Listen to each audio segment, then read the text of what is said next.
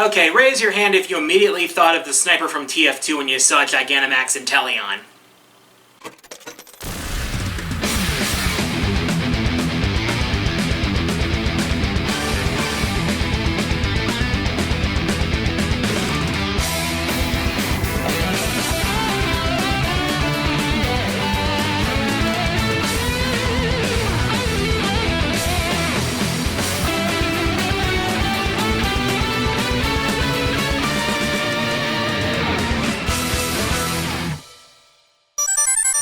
Well, I guess we've started a new decade, and the hindsight joke has already grown old.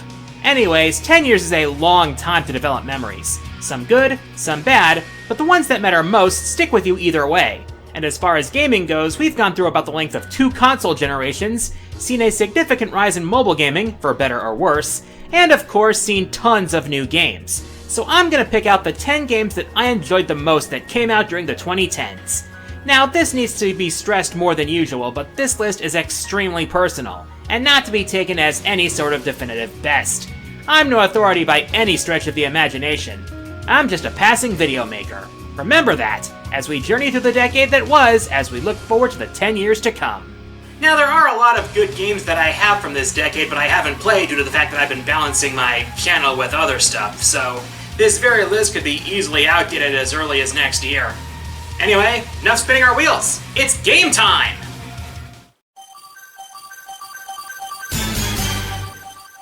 Some people underestimate the value of fan-made projects, but sometimes they have more polish and better execution than the official games. And while some companies can be pretty tight-gripped when it comes to their properties, other companies can see them as an avenue to better output. What I'm saying is, Sega should officially offer a job to Christian Whitehead, because what he made is better than anything Sonic Team has made in the last 10 years. If you're gonna pander to nostalgia, make sure you understand what makes people nostalgic for it. Sonic Mania does exactly that and is all the better for it. 16-bit style sprites that are clean as fresh laundry, levels that built upon classic levels along with brand new levels that capture the spirit of the classic era, stellar remixes of classic themes along with brand new themes to go along with them, tight traditional gameplay that flows like the Mississippi, everything that made the classic Sonic games great. All of it is here and then some, with none of the crap that has bogged down the blue blur for the better part of the decade. Not to mention all the speed you need. They even included blue spheres and Mean Bean for good measure, and even unlocking classic cheats like the sound test and the debug mode. Not only that, but they added a Plus expansion which brought back cult classic characters Ray and Mighty. Granted, it's a game that's made specifically for longtime fans of the series, but that's exactly the point. It's a celebration of what people used to love about Sonic. Every last detail is meant to evoke that spirit of raw, unbridled velocity and fun. Now, if only Sega would keep him in this type of game instead of shoehorning classic Sonic into every anniversary just because it's an anniversary!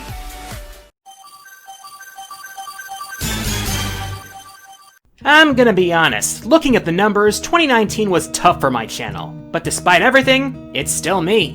And I'm still filled with determination. Putting the memes and the admittedly sometimes toxic fandom aside, one of the most significant indie games of all time is at least worth talking about. Undertale made me feel a lot of things. It made me laugh, it made me wonder, it made me feel uncomfortable at times, and at times it even made me cry. Normally, I'm the kind of guy who just likes to have fun with games, but this game did more than that. A lot of that is how it subverts its share of RPG tropes. Yeah, you can play it like a standard RPG and defeat every enemy you come across, but the game does its part to tell you that the old course of action is a bad idea. Not only does how you handle enemy encounters affect which ending you get, but the characters you come across are all endearing in their own way. Not just major characters like Goat Mom, the Skeleton Brothers, and the hot-headed Spear Holder, but even the standard enemies you meet in random encounters. They all have their own quirks and personalities that make them at least a bit interesting. I also liked how the gameplay was handled, with dodging attacks in most cases being like bullet hell, and also letting you interact with most monsters and even actively sparing them once you've done the right thing. I also appreciate the retro flair of the game with its pixel-style graphics and largely chiptune-esque music from Toby Fox. And the true ending? It actually got me choked up. And no, I never did the genocide route. I couldn't bring myself to do something that horrible.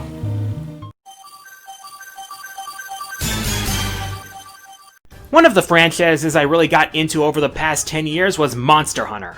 I've talked about why in several videos, in fact.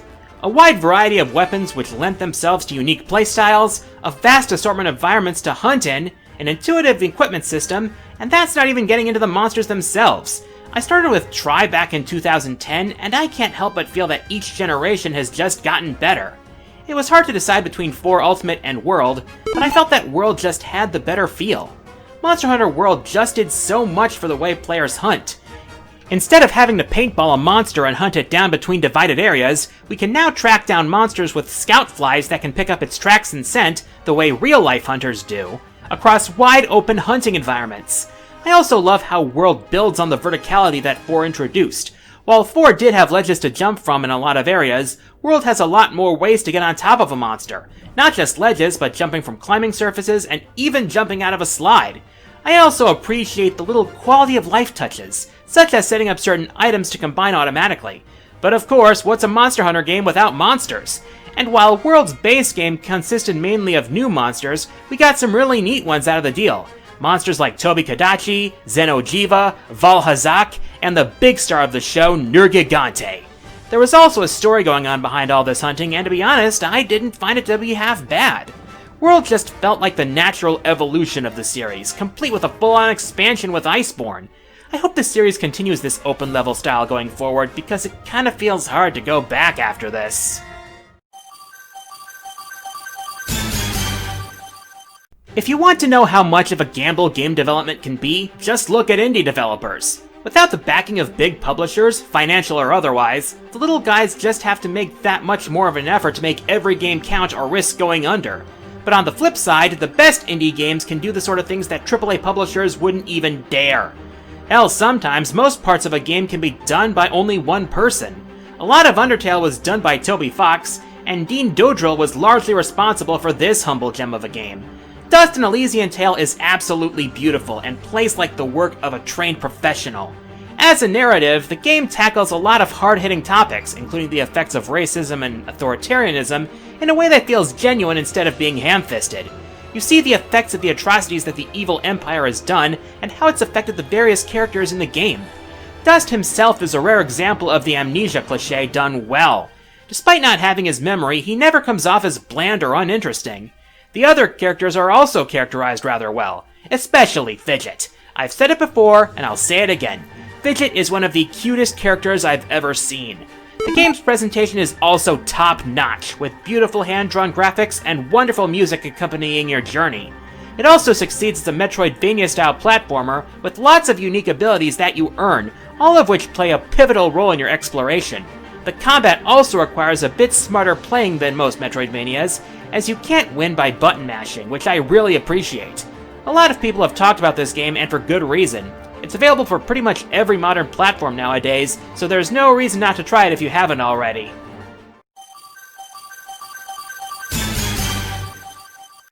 And today on The Quarter Guy Loves Mega Man... This decade was a difficult one for fans of Mega Man.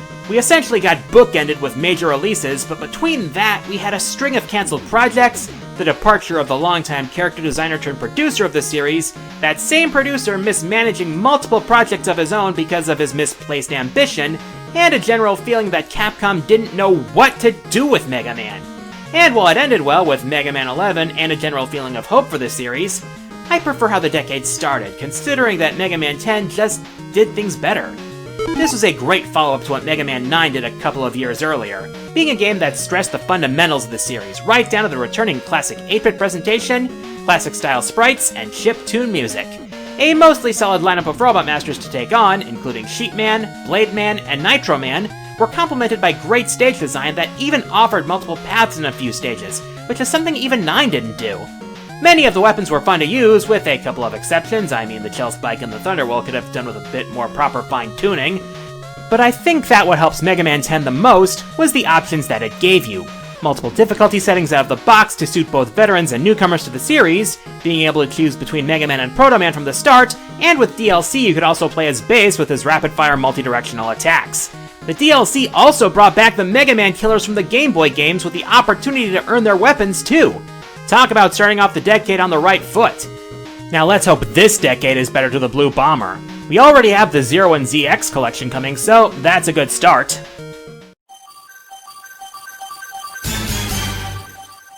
Nintendo seems to have learned a few things from the failure of the Wii U, if the success of the Switch is any indication.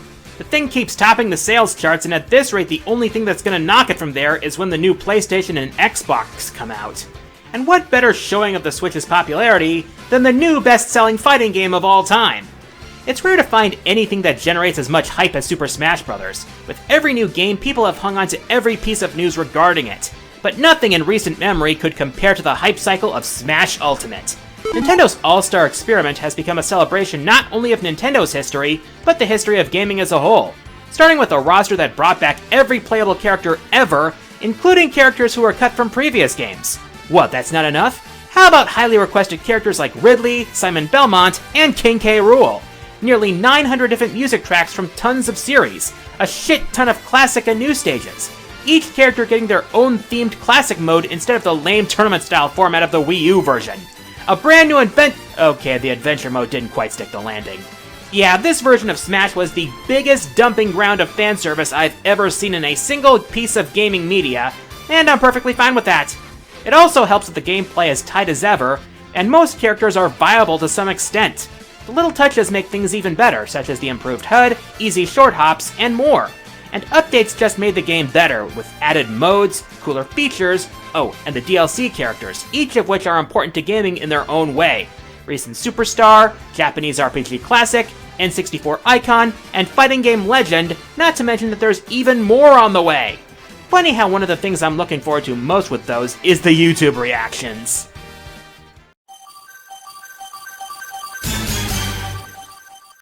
Like I said, indie developers typically don't have the backing of big-name publishers. What that often means is that without the AAA bucks to help them, they need to get their budget from somewhere else. That somewhere else typically being crowdfunding. That in itself is a gamble, both for developers who can fail to meet their goal, and supporters who sometimes get something that fails to meet their expectations. If they get anything at all. But when a project succeeds, it can produce some great games such as Bloodstained Ritual of the Night, Shantae Half Genie Hero, and of course, Shovel Knight. When Yacht Club Games, formed by veterans from Way Forward, first announced this project, I was already on board. After all, I'm a sucker for great retro-style games. But even I would never have expected that we would get a full-blown saga. But even the base game ticks off all the boxes for a great retro-style game, starting with tight-as-hell gameplay. You don't typically think of shovels when you think of medieval weaponry, but it makes for a fun playstyle, digging to find treasure in hidden areas, pogo jumping off of enemies, or just going slashy, and it's supplemented by great level design that takes advantage not only of the mechanics, but also the various sub-items you can acquire. There are also a lot of great boss battles to be had here. The sprites are on par with the best the NES ever put out, especially when in motion, and the music is simply chiptune excellence. And the characters in the game each have a unique charm to them, from the heroes to the boss characters to even the villagers. Future updates brought 3 completely new campaigns as well, featuring Plague Knight, Spectre Knight, and King Knight, each with their own unique playstyles. Not bad for a new developer launching a new Smash hit like that. Now I can't wait for what they have next. Maybe a secret agent who keeps a fishing rod in his attaché? Hey, nothing's too weird for video games, am I right?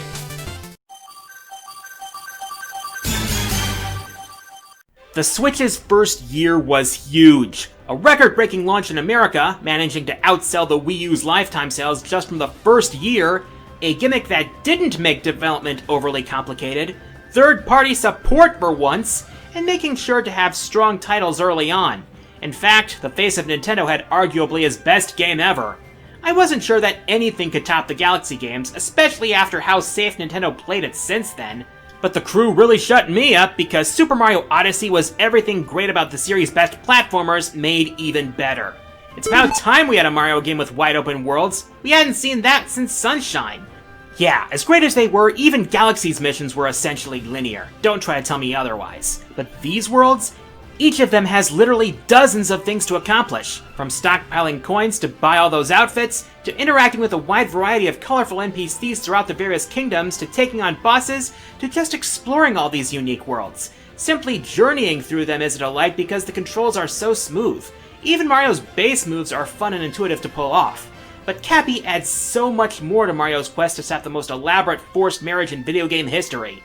This sentient piece of headgear makes about 70% of moving objects into playable characters by means of body hopping on a scale beyond anything I've ever seen. Anything from Goombas and Hammer Brothers to taxis and fucking dinosaurs are mere vessels for the ultimate journeyman, opening up the worlds to levels that surpass the threshold of ridiculous and create moments that can leave a floor littered with jaws.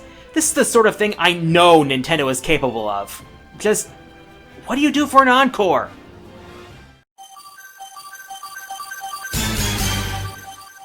Back in 2013, Nintendo first teased the next big Zelda title for the Wii U, one that would challenge the conventions of the series.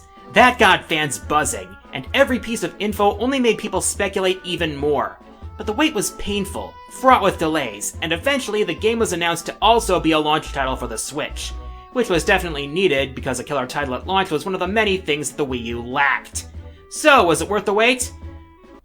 Take another look at the Switch's launch sales and then try asking me that question again. Breath of the Wild made me rethink what a Zelda game is capable of. For the longest time, the franchise was stuck in a formula of learn where the next dungeon is, solve the puzzles, find the item, kill the boss, do some side stuff, rinse and repeat until the Ganon of the day is dead. So how do you change things up to make it more interesting? How about the alarm in your head waking you up, learning the ropes in an introductory area that's about the size of a standard Hyrule field, and then the game turning you loose in a massive open overworld where you actually can climb to the top of that mountain? Suck my frozen Deku nuts, Todd Howard, you lying old shit! Exploring this gigantic ruined Hyrule was breathtaking, with new discoveries around pretty much every corner. Be it a new shrine to puzzle you, new types of weapons to try out, or just taking in the splendor of these environments. The name of the game here is Freedom. Want to take on that dungeon before this dungeon? Go right ahead. Want to throw caution to the wind and charge Hyrule Castle in your skivvies? Knock yourself out.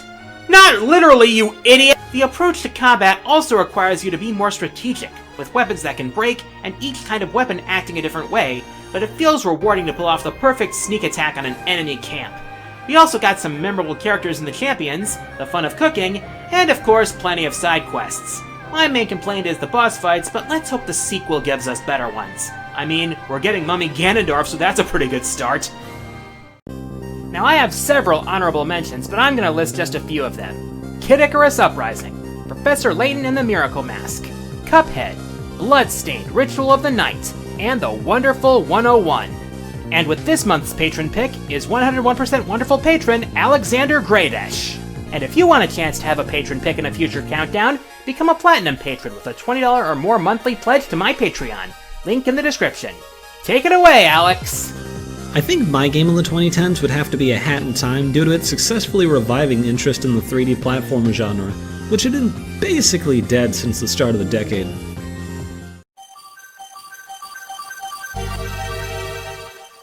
There was a point where I thought that we would never get this game.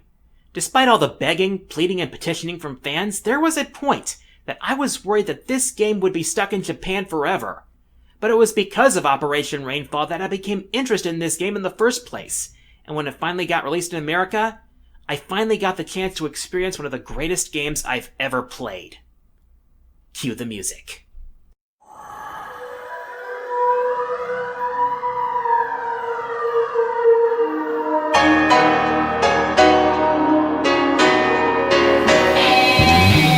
It's said that it's always darkest before the dawn, but it's only in the fires of adversity that true legends are forged against all odds. The Wii had long been known for its desire to be innovative through its motion controls and the pile of shovelware that emerged as a result, but Xenoblade Chronicles proved that this system could be so much more. Monolith Soft's Magnum Masterwork is a game I've talked about on multiple occasions, for reasons too numerous to list completely. A combat system which emphasizes teamwork with your partners and rewards you with amazingly powerful chain attacks that can give you that critical edge against the strongest of bosses. A development system that allows you to prepare your team for virtually any situation. Tons of side quests that not only give you insight into the NPCs, but also reward you richly with experience that cuts down on grinding. A soundtrack that brings together some of the greatest talents in the business, including some of my favorite tracks in gaming. But there are a few things in particular that put this cult classic over the top. First is the environments. The world of Xenoblade is gigantic, with gorgeous open environments that stretch across the bodies of both Bionis and Mechonis. from the fields of Colony 9 and Gower Plain, to the auroras of Satoral Marsh, to the glistening Valak Mountain, to the mechanical inner workings of Mechonis itself, each one teeming with life and nooks and crannies to explore. Then there's the story, an epic tale which deals with issues such as revenge without ever feeling phoned in even once, brought to life by characters that I grew to love. Shulk in particular remains one of my favorite characters to this day because of his personality and character growth. His journey and this game were a joy from start to finish. And now that it's getting a definitive version for Switch, even more people will get a chance to play this legendary masterpiece. Even after the better part of 8 years, it's still my favorite game of this past decade, and one of my favorite games of all time. Even with my favorite franchises like Mario, Mega Man, Castlevania, it still amazes me just how much I got out of Xenoblade Chronicles. I guess the fans were right to be passionate about getting this thing localized. I'm the Quarter Guy, and until next time, the arcade is closed.